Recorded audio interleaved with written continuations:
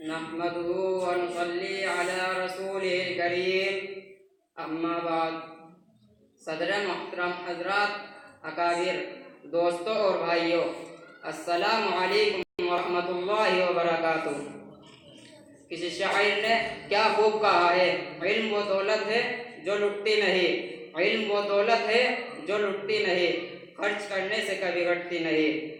محترم بزرگوں، روشنی کسے پسند نہیں؟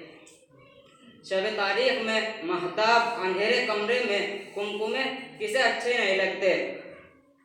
ٹھیک یہی بات علم پر صادق آتی ہے۔ وہ کون سی شے تھی جس نے آدم کو فرشتوں سے افضل بنا دیا؟ وہ کون سی طاقت ہے جو انسان کو اشرف المخلوقات بنائی ہے؟ محترم دوستو، وہ علم ہے۔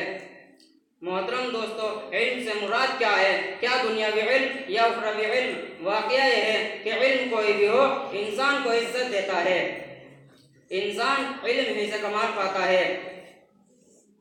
فوج، لاؤ لشکر اور مال و دولت اسے واقعتاً عزت نہیں دیتے۔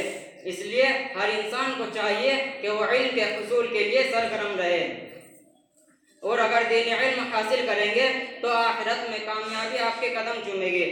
دعا ہے کہ اللہ تعالی ہمیں اور آپ کو علم کے حصول کی، خصوصاً علم دین کے حصول کی توفیق عطا فرمائے، آمین۔ وما علینا الا البلاغ۔ السلام علیکم ورحمۃ اللہ وبرکاتہ۔